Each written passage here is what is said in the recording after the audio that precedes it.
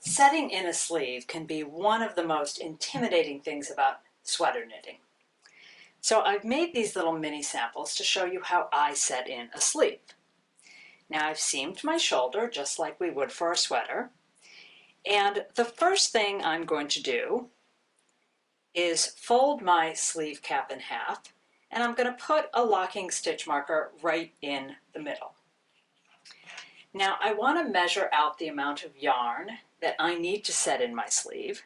And the way I do that is I take yarn and I go around the whole opening of the sleeve, and then I basically triple that. And that's going to give me plenty of yarn. I'm going to zoom in just a little bit so we can take a closer look at what's happening at the shoulder. Now I want to be seaming into the armpit on each side. So what I want to do is have half the seaming yarn for this half of the sleeve and half the seaming yarn for this half of the sleeve. So anything that's not perfect ends up in the armpit. Now the way I seam my shoulders together, I use a method that creates one continuous line of stitches that's quite nice looking. But what that means here at the shoulder is you jog off by half a stitch. So what I want to do is I want to take the tip of my tapestry needle and I want to go in between two columns of stitches over here. And then I want to scoop up that needle, and that's why I love these little bent tipped ones. And I want to make sure that I'm going to go in the right place on the other side. So as you see, as my yarn literally drops out of my tapestry needle, that's awesome. What that means is I'm jogging over by a half a stitch. So here I have one whole stitch on this side and I enter. But over here, I have, if I turn this around, you'll see that I have a whole stitch over here, but it looks a little odd, like I'm jogging over, because I actually am, because what I want to be able to do is go between two columns of stitches on this side and between two columns of stitches on this side. So I used to come up through the back, but then I'd always have to turn it around and check. So I like doing this now. And I am going to save half the yarn for each side. So I'm going to run it through, drink, just like that. So now when I'm seaming down this way, I know I'm already in the right spot. I'm between this column and this column, so I have one completed V. And when it's time to seam down this side, I also know I'm in the right spot, so it makes me very happy. So now I'm going to take that locking stitch marker that I popped in, and I'm just going to pin it right into the seam. And next, I'm going to pin the two spots that were at that initial bind off. So I put a locking stitch marker right here. And one thing that I find is it's quite easy to find that little hole that's between the bind off and where you start the decreases. So I put my locking stitch marker right in that hole because that's easy to find on the other side. And I come over here and I do the same thing. I have this locking stitch marker right in that hole, and I'm going to put it right in the same spot.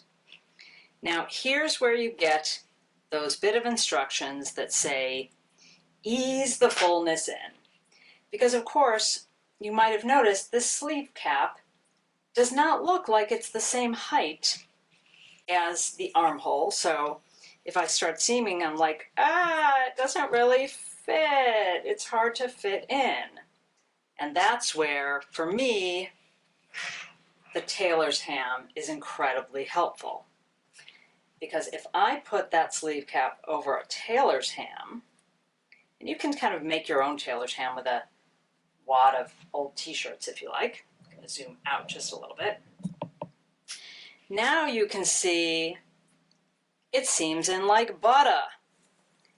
That goes right around that curve and it's just perfect, easy peasy. So what I'll do is I'll just put a couple more locking stitch markers right there. And I'm going to be taking these out as I seam. There we go.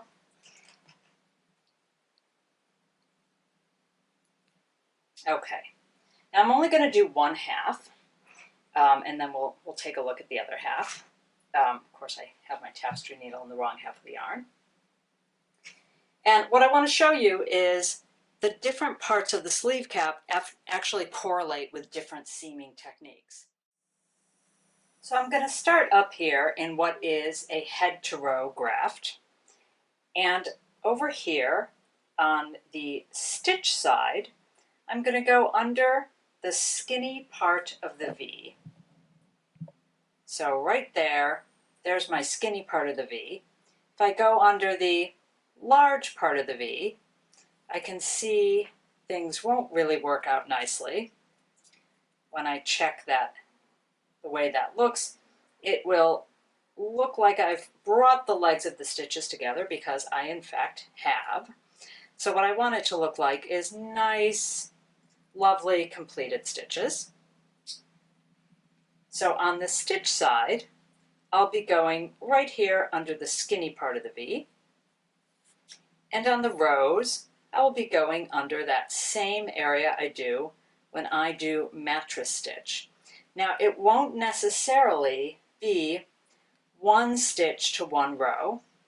So I'm going to go under 2 bars here. And I'm going to do a few, and then I'm going to stop and assess. I'm actually going to take this marker out now because it's in my way. So always I'm going to go back where I came from, and I'll jog over under the skinny part. And I'll always go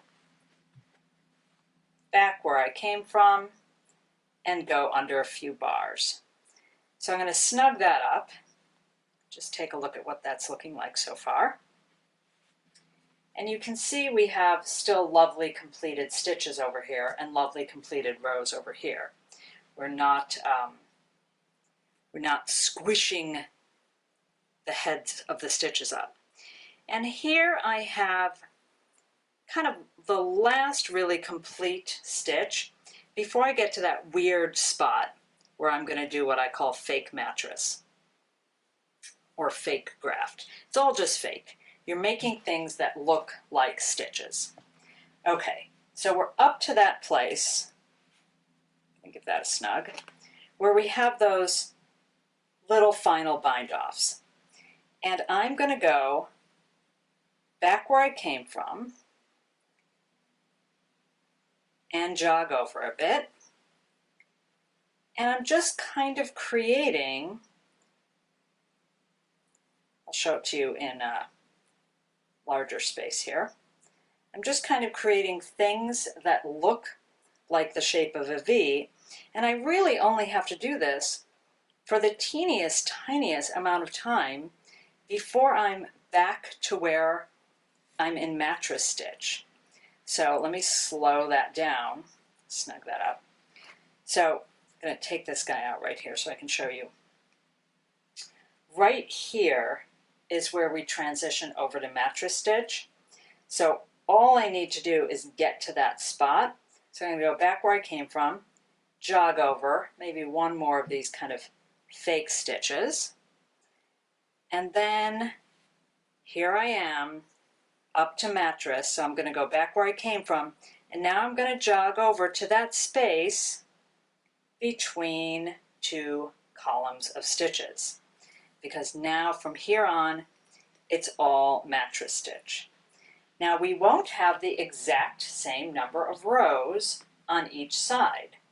So what I'm going to do is I'm going to mattress my way down to this marker, and I'll go 2 to 2, 2 to 2, 2 to 2. And when I get down here, or a little bit before, I'm going to stop and I'm going to count the available spaces on each side, and then I'll make any adjustments that I need.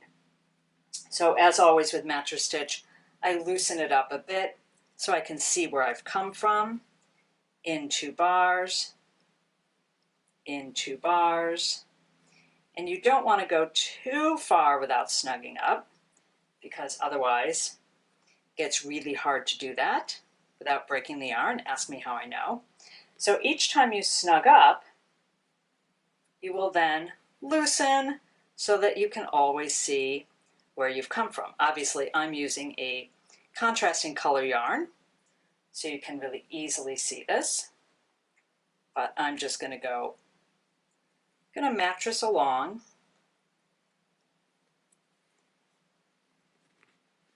And then when I get about halfway down, I'm going to count the available spaces and sort of see where I'm at and what I need to adjust. So you can see as I snug up how nice that's looking. That is just two lovely uninterrupted columns of stitches right there. And how seaming this over the ham really helps with that curvature. So now I'm going to stop and I'm going to count the available spaces. And what I mean by that is each one of these little V's, that's a space that I could go into. So I have 1, 2, 3, 4, 5, 6, 7, 8, 9, 10, 11, 12, 13, 14, 15, 16, 17, 18. I've said it before and I'll say it again. Nothing's more exciting than counting on a tutorial video. So interesting. 1, 2, 3, 4, 5, 6, 7, 8, 9, 10, 11, 12, 13. So I have 18 over here and 13 over here. That means 5 more rows over here. Did that math in my head. And what that means is I'm going to go 2 to 1, 1 to 1. There I've eliminated 1. 2 to 2, 2 to 2, and now I'll repeat. 2 to 1. There I've eliminated 2. So I'll snug that guy up.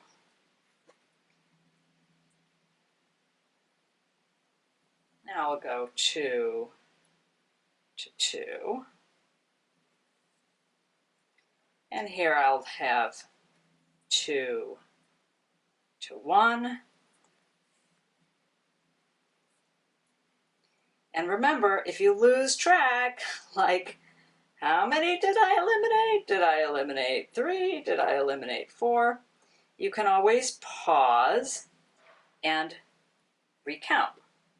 So over here, I have 1, 2, 3, 4, 5, 6 available spaces. See, I'm counting right up to that stitch marker.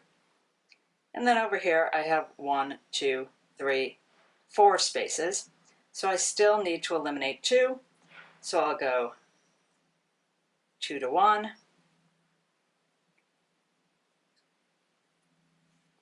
And 2 to 2.